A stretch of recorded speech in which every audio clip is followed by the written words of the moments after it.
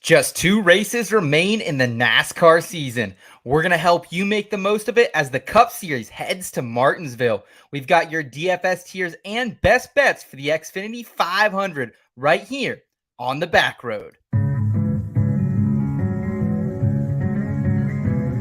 It's a non-points race, but it is a short race. Checker flag. That's all this race is.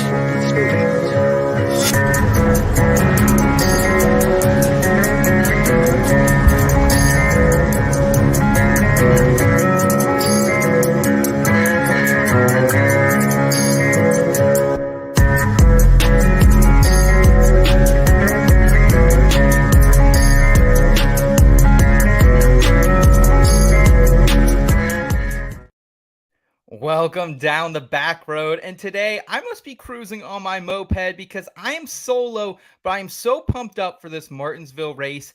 I saw one of the greatest things I had ever seen in racing last year, just a year ago here down in Virginia. It was the Hail Melon, Ross Chastain wall riding it. You guys all remember it. So I'm excited to relive that a little bit with you guys tonight. I'm excited for a great show we have planned for you as well. Today, we're going to be looking in the rear view. We're going to react to Homestead, what it was not.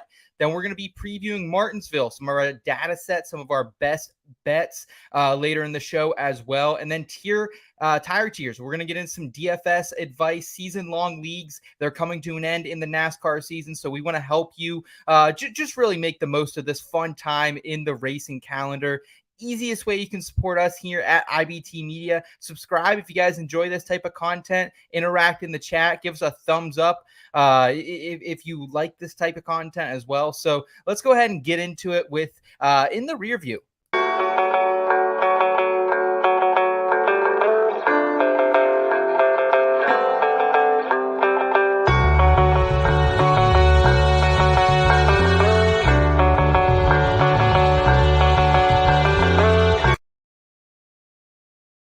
All right, in the rear view.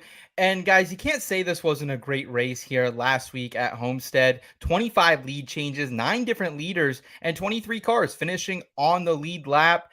It was, however, not a great day for betting, not a great day for fantasy NASCAR. When you think of it, I don't think the best car won, really. I think that was Larson who smoked the pit wall barrier. And if it wasn't him, it was Blaney who he hit going down pit road there. What's up, DD? Looks like we got DD in the chat tonight. Thanks so much for hanging around with us, talking a little Martinsville. And man, I'll tell you what, it wasn't a great one for our betting cards as well. We were riding a 2 outright streak going into that. And then it seemed like it all kind of came crashing down. Byron had it. He was on the lead for the restart, but he just didn't have that long run speed. Our 10-1 outright fell just a little short. But it was kind of a fun race in general to watch. There was a lot of surprising top 10 action going on. Shout out AJ Allmendinger, who continues to make the most out of this opportunity with that number 16 car. He had a surprising top 5. I liked him a lot heading into last week from a DFS perspective. I had him in a lot of lineups. I didn't bet on him, though, and I wish I would have.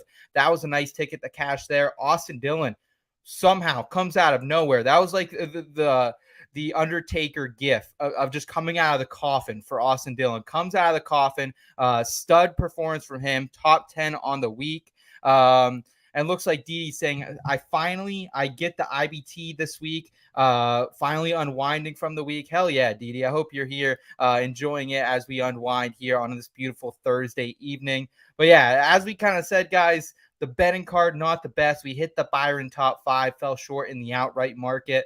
And then Hamlin and Keselowski, we're backing them on a little combo parlay action for a top 10. Both looked great at times, but we saw a lot of these playoff drivers who needed big performances. Hamlin, Martin Truex Jr. just kind of fall by the wayside due to some bad luck. Hamlin, man, he needs it here. And also, we're going to need a big week for Martin Truex Jr. if they want to advance to Phoenix here, the championship race in a week. But let's talk more about the playoff standings and what we can expect here in Martinsville in our next segment here, Horizon Forecast. Hey, Michael, it was only 20% chance of rain. I think we got all 20.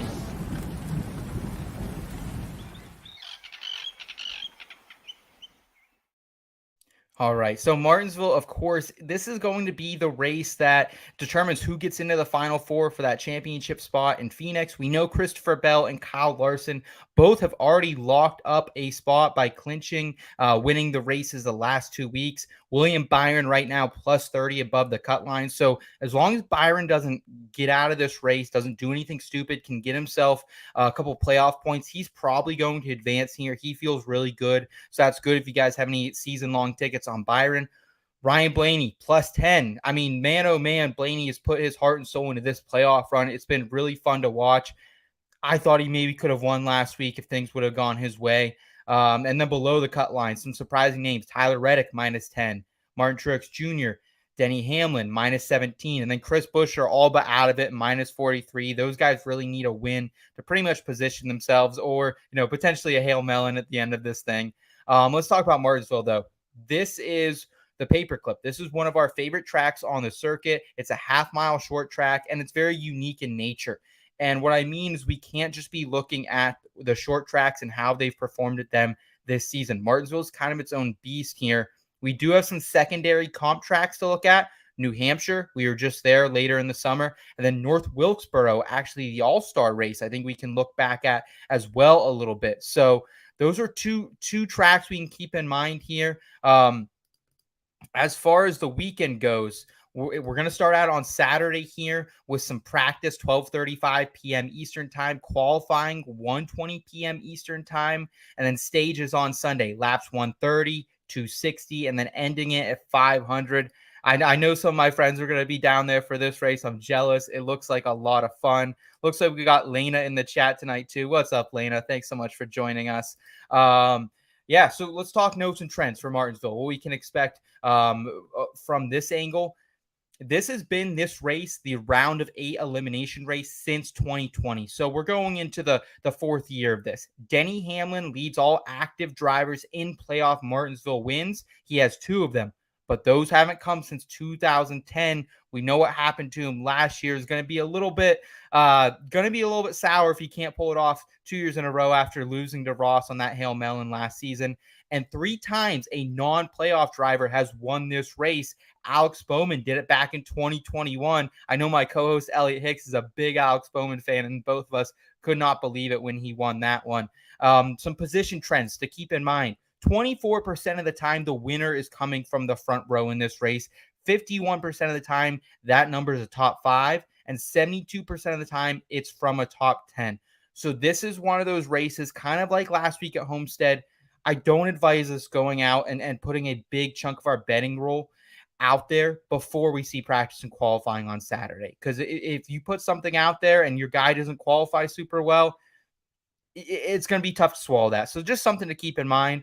Also something to keep in mind here, Goodyear. They're going to be rolling out a new tire for this race as well. I don't think it's going to play that much of a difference. I think I'm probably in the majority of NASCAR analysts and fans who think that. It's Goodyear. It's the playoffs. I think they'll play a little bit of chicken here. So I'm not expecting a huge change from the Goodyear tires that are going to be on these next-gen NASCARs. However, something to keep in mind, it's probably just going to be, once again, kind of a roller coaster. Straight, one car to the next, not a lot of passing. We've seen it in the next-gen car. They got to work on this short track package. We'll see if it comes to fruition. But let's break it down a little bit further, guys, here. Let's go driver by driver in our DFS tiers, our tire tiers, if you would.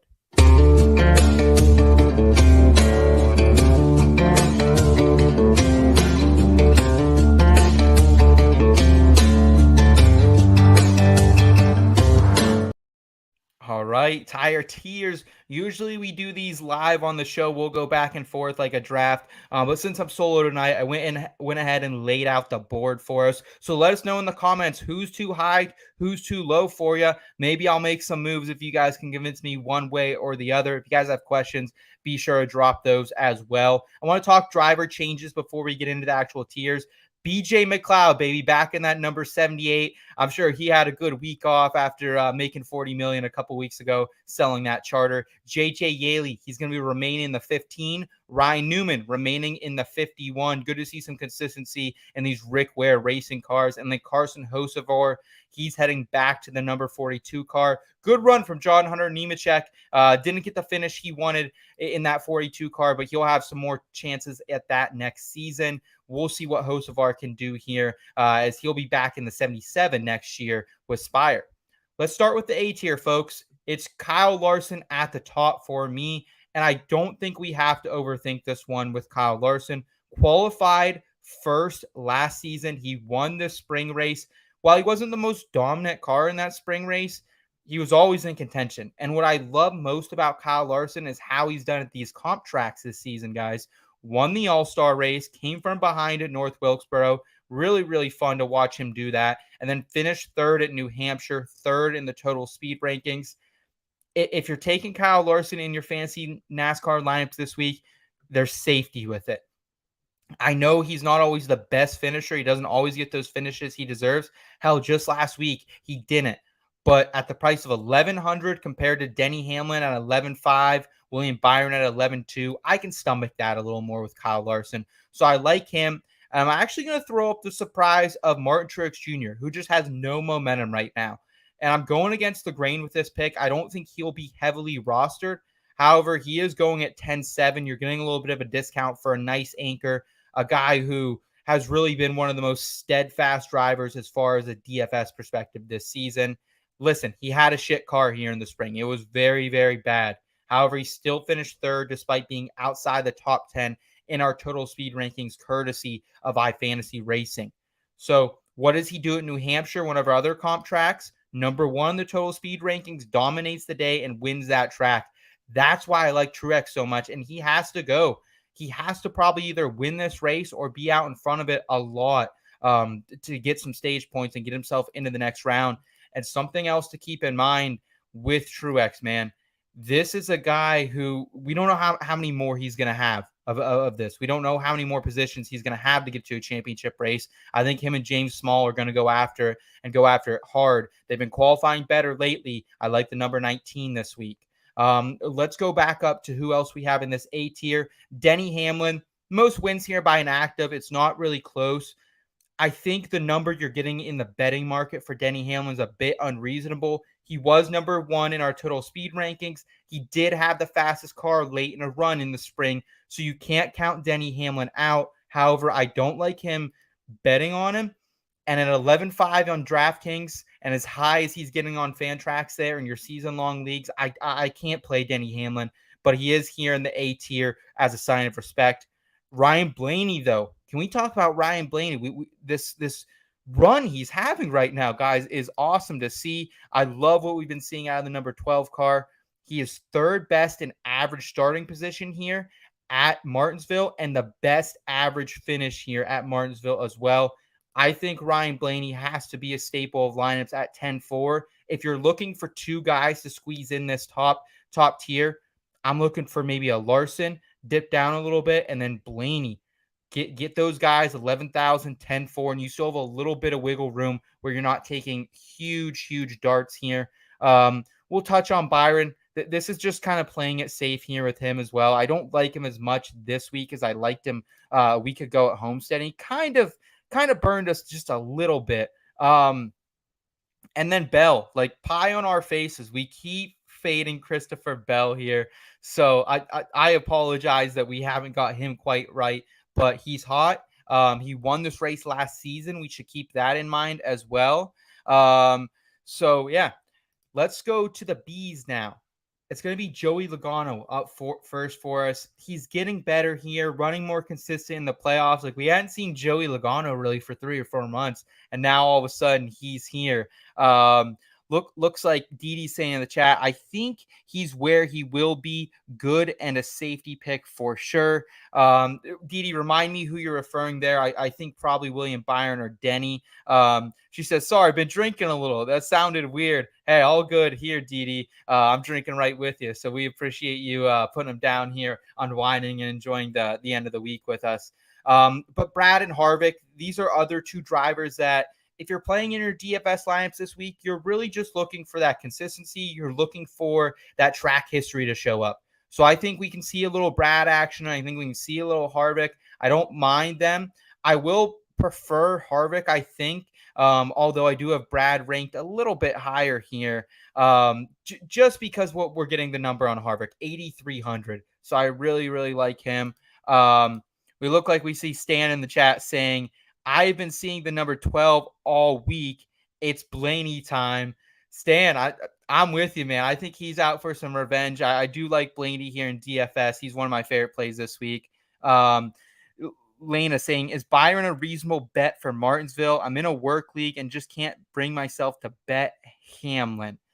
So we'll get into betting a little bit later, Lena. I think William Byron is always a contender to bet. Last week, we saw him have that number one pit crew. It got him off pit road first. He had a very good day. It is tough a little bit, though, for me to want on the outright with him with just some other drivers I like a little bit better. But as far as from a fantasy perspective, you can definitely consider William Byron. I just like those other guys a little bit more in this top tier, the Kyle Larsons, the Truex, the Blaneys. But you can't go wrong with any of those top guys. Here down in the B tier, though, Bubba Wallace. That is a name I think everyone should have their eye on this week, guys. Second in the All-Star race. He was kind of charging at Larson towards the end of that thing. And so I don't know. I just think Bubba Wallace, a little bit of a leverage play. I don't think you're going to see too many people on him at 7,700. I actually prefer him over his teammate Tyler Reddick coming in at 9,200 on DraftKings. Listen, I get that Reddick's been great. He's having the finishes that we're finally wanting to see. He has not burned you from your lineup, but I'm expecting him to probably qualify top 5. And does he finish there? I'm not sure. Sixth in total speed ranking here from the spring, though. So I don't mind Tyler Reddick. He belongs in the Bs. And I'll round it out with Alex Bowman. 6th in the total speed rankings here in the spring pre-injury. Also won this race 2 years ago, as I mentioned. I don't think he's winning this race. I don't even think we'd get a top 10 from Bowman, but I think a top 15, a top 12 is in the cards from the number 48 team. Let's drop down to the C's. Let me know what you guys think about the C tier, because I got a little wild here. It's Eric Almirola leading off the C tier, and I know what you're thinking, man. Eric Almirola, no fun to roster usually, no fun to bet. But he was damn fast in that All-Star Open, came from towards the back of the pack, almost transferred into the main event. He did not, but second in the speed ranking at our comp track of New Hampshire. We like that a lot. Also, second fastest here in the total speed rankings in the spring, and that includes a 6th place finish. So I love Eric Almirola this week. I am trying to roster him everywhere. I also like the rest of these SHR guys a little bit too, man. Looking back the last 2 times we've seen Chase Briscoe on this track, top 10 for him. Ryan Preece had a great run in the spring. We know what he can do on these short tracks as well. Didn't have the finish we necessarily wanted in that spring race, but was top 10 in the total speed rankings. So I do like Preece a little bit as a leverage play. And listen, we don't play Briscoe a lot on this show. He's a guy who just doesn't pop in our models a lot of the time. But 7,300 this week, yeah, like I really like these SHR guys. We know what they did in the spring. I'm not expecting quite that performance, but still some good ones out of those guys. So keep them in mind. Also, Ross Chastain right here as well. Can we get some love for Ross Chastain? The Hail Melon, it's banned. We're not going to see it again, but Ross Chastain's run super consistently. I didn't quite like what we got out of him in the spring here at this track. But Ross always competitive at these short tracks. Look for him to mix it up a little bit. And then Chase Elliott, he kind of rounds out this tier for me, guys. I almost put him in the D's, I'll be honest. And I get there's going to be some shade here. Got a lot of Chase Elliott fans out on the internet. But just been too up and down for me this year, man. Not leading laps, not being competitive. 10th in this race last season, 10th this year in this race earlier as well. So he could be around, but it's going to be chalky as hell. And I'm just not trying to play that chalk. I'd rather save some coin for those top drivers and dipping down into this value tier than play Chase. Same with Kyle Busch. It's inconsistency from Kyle Busch. It's a top 5, it's a 30th. It's a top 5, it's a 30th. I'll pass on him there. And let's get down to the D's. Not a lot here happening in the D's this week. Daniel Suarez, 7th in the total speed rankings here in the spring. Suarez has been dicey lately, but has had some really big fantasy performances for you. So I don't mind Suarez this week. I like Ross a little bit too, as I mentioned. And then, dude, AJ Allmendinger. Yeah, he's going to be back in some lines for me for sure. Finished 19th here earlier in the spring. Just running great right now. I don't know what the future holds from AJ Allmendinger. Hell, I don't know if he knows what the future holds for him, but he's been running great. He's been helping your lineups. Really, 5 of the last 6 races we've gone here. So I like a little AJ Allmendinger.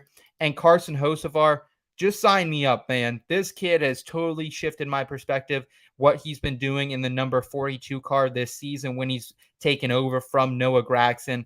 And he's a special talent, man. And I totally wrote this kid off for what he did in the Truck Series early in his career, but excited to see what he can do here. And he's on that $5 footlong minimum over there on Fantrax. Looks like Didi is throwing a little love out there for Ryan Preece. Yeah, he's a short tracker for sure, Didi. I think he has a little bit of value here heading into Martinsville. And let's just talk the Fs out here. Look, I wasn't on Austin Dillon last week. That was on me. He kind of broke the slate, honestly. He didn't get a lot of differential points, but he was a guy, if you were on him pre-qualifying, he paid off for your lineups. And 3 top 5s here for Austin Dillon. Coming off the best run of his season. He's more of a Fantrax play, I think, than a true DraftKings play for me. I don't think I'm going to be paying up $6,400 for him when I like guys like Allmendinger, Hocevar, a little bit better than him. But if you want to get contrarian there, I don't think Austin Dillon is the worst play.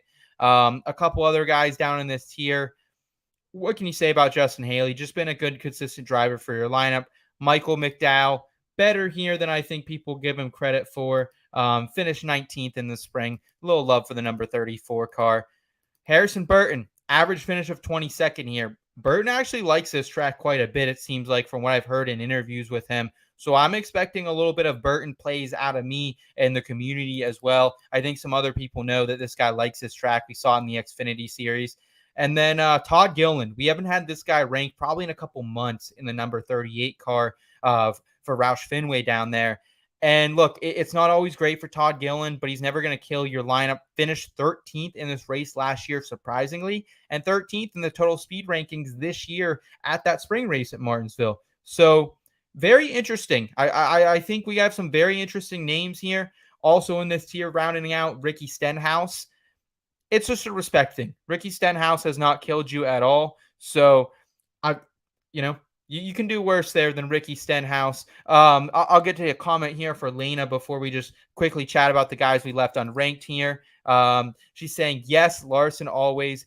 Truex, I love, but I've lost my faith. It's been tough. It's been tough, Lena, but I'm telling you that I think this could be the turnaround for him. He's had some really bad luck here in the playoffs. Hamlin, I get, but can't pick an a-hole. Yeah, man, action detrimental and playing the villain card this season for Denny Hamlin has been really funny to see. I'm kind of leaning into it a little bit. I think NASCAR needs a villain every once in a while, and I think Hamlin's kind of a fun villain to root for, but I totally get that you can't back him. Love Blaney and Byron. Bell is amazing and can win. Yeah, I think you pretty much really summed up our top tier there, Lena. I think you did a good job with that. These are some fun race drivers we have right now. So excited to see what they can do here. Let's talk the rest of these guys unranked. Austin Cindric. It is just it is what it is with Austin Cindric. It's been a bad year. I don't expect him to turn it around at this point. Corey LaJoie, awesome run to begin this season and just really fell off. Never really recovered outside of some super speedway finishes. JJ Yaley, excited to see him and what he can do in this next chapter of his racing career. It's been good to see him have some consistency in that number 15 car. And he's brought a lot of balance to lineups if you had to throw the dart throw on him a couple times this season. So JJ Yaley, we love you, man. We appreciate what you've done in that car for us. Shout out Ryan Newman for also bringing a little consistency to the 51. Ty Dillon, man, I don't know what's next for Ty Dillon. I really, really don't. And wishing him the best, but we've played him once this season. It'll stay that way. And then BJ McLeod in the 78. listen, we needed BJ a couple weeks ago, and he came through for us. Some dart throws in some season-long leagues. So, BJ, we appreciate you. We appreciate your service. But we won't be playing you anymore. So might be the last time we actually play a Live Fast driver, considering they sold the charter. But he doesn't care. He's living on that sweet, sweet cash. He's going to bed every night, 50 or 40 million richer. So, guys, that's our DFS tiers for the night. We're going to go ahead and round this out with some parking garage props, talk a little betting, and what you can expect over there from the sports books. Let's jump into it.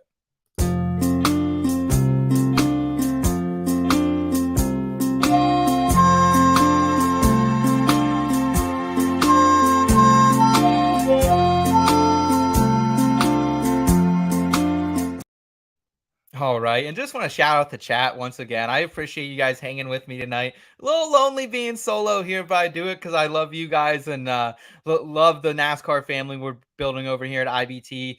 Dee, Lena, Stan, I appreciate all you guys so much. Let's talk bets, though. And this was a very interesting week because we've seen slowly Caesars Sportsbook. Shout out Caesars, man. They're just taking this to the next level with the different markets we can now bet. We can even bet margin of victory this week.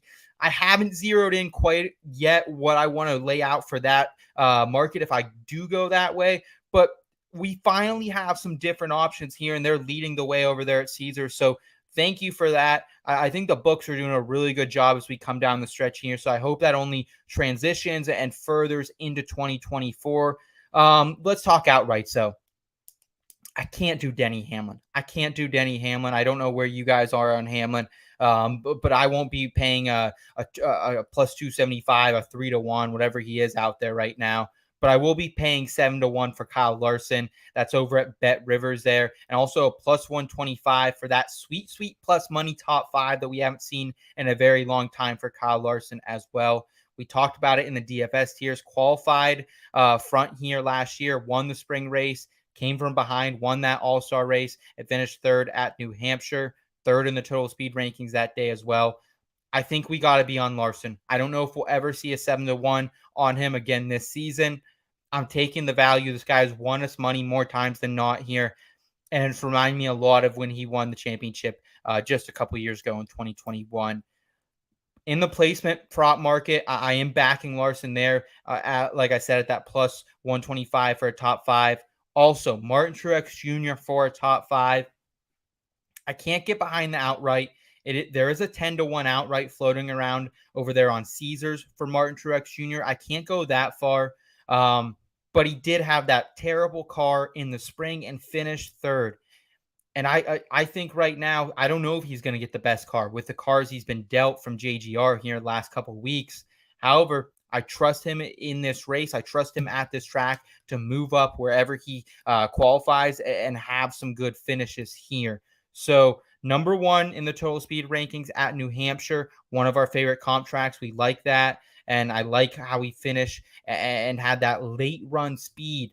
That top 5 late run speed is going to be crucial here if he's going to catch some people and finish in this top 5. Plus 165 over there at Caesars. You're getting a great value on Martin Truex Jr. I like him there as well. And going back to Larson real quick as well, you can actually parlay over on Caesars. They have the special Max Verstappen to win the F1 race this weekend and Kyle Larson to win this race. I think it's 11-1 right now. If you're going to bet Larson outright 7-1, like I've locked him in, I'm at least going to be sprinkling on the 11-1. Max Verstappen is that dude in F1. We're not an F1 show. I don't know fuck about shit, honestly, when it comes to F1. I do bet it from time to time, but we know who Max Verstappen is. We know why his odds are always so low to win these races over there. So let's round this out with a matchup and a group bet that I like here, guys. And probably my favorite bet of the week, to be honest with you. So throw up the blinking emojis, throw up, the gifts with Michael Scott saying right here, baby. It's Eric Almirola over Ty Gibbs. We're getting Almirola minus 105 versus Ty Gibbs. This is crazy. I think this is a crazy mispriced bet by the books. I see nothing from Ty Gibbs that tells me, hey, you need to go bet Ty Gibbs here this week. Like, I don't know why anyone would want to. This bet's also at Bet Rivers. Just wanted to clarify that for you guys. But Ty Gibbs, Not very good at New Hampshire, 15th in the total speed rankings. What'd he do here in the spring? Finished 18th.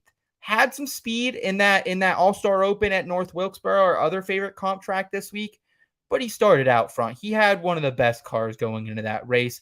I wasn't necessarily overly impressed with Ty Gibbs, even though we were on him that day. When it comes to Eric Almirola, though, fastest car, in my opinion, in that NASCAR All-Star Open. And then second total speed rankings at New Hampshire. Potentially could have won that race, got himself into the playoffs, but just couldn't finish it off. That's the issue with Eric Almirola. You don't always get the finishes, even though the speed is there. And then second fastest here in the spring. Didn't have quite the finish he deserved there either, but did finish 6th. And that's what I'm kind of banking for Eric Almirola here. Can he get me in that top 10? Can he get me a top 12? And instead of going to what I think is a little bit of a juiced top 10 market for Eric Almirola, I mean, you're still getting a decent number on him. Let me find it here for you. Eric Almirola, you're getting right now, best I can find for him, plus 140. That's okay. Instead of going plus 140, though, just give me the matchup against Ty Gibbs. This is a track where I think Gibbs really needs to learn a little bit. I think he needs to grow as a driver, and I think we'll see that over his career. But right now, fading a rookie at a tough track like Martinsville, where you're shifting the fuck out of this next-gen car, give me Eric Almirola. Give me the veteran driver. He's another one. I have no fucking clue what this dude's doing after the season. But, you know, he's got a couple more races here. So, yeah, I do like him. I do like him over Ty Gibbs here. Again, this is over at Bet Rivers. You can get him minus 105 there. And Stan here in the chat saying, I bet Blaney plus 290 versus Hamlin on FanDuel today. This was a real number. That's my bet of the week. Wow. Okay. Wow. Must have totally glossed over that. That is an insane line right there. That is an insane line there, Stan. I would definitely be intrigued. I mean, let's go back to our tiers real quick here, Stan. We have Blaney one spot above, or Hamlin one spot above Blaney, more out of a sign of respect. I actually kind of like Blaney's metrics a little bit better. So, guys, go over to FanDuel right now if you're seeing that number. That might be a misprice, and we might not see it for long. We do tend to see some misprices over there on FanDuel for whatever reason. But, geez, if you guys can get – okay, I see plus 140 right now in BetMGM. I don't have a line on FanDuel. But, Stan, thank you for that shout-out, man. I'm going to be closing out this show here in a minute and running over my phone to bet this one. But just want to say one more time, guys, thank you so much for making us a part of your week, whether you enjoy our NASCAR content, our PGA content earlier in the weeks, or our fantasy football content. We're going to be live tomorrow. Eric will be with me. We have some great guests lined up as well. I really, really appreciate the support. If you guys want more content from us, go over to our website, inbetweenmedia.com. Our NASCAR DFS rankings will be out there tomorrow. My betting article will be on Betting Pros on Saturday morning. You can check that out as well. But we have so much good content. We got entertainment stuff going on the website. We got NASCAR. We got PGA, fantasy football. You guys name it. So much good stuff coming your way. Easiest way to support us over here. Give this video a thumbs up if you enjoy the content. Subscribe to the channel if you aren't already, and just love each other. Say something nice to someone, man. It could change their entire day, and just be good human beings, guys. We really, really appreciate you tuning in, being a part of our IBT family. I'll be back next week. We got Elliot, we got Rod, we got the whole boys coming back with you for the championship race down there in Phoenix. But until then, you know what to do. Keep it in between, my friends.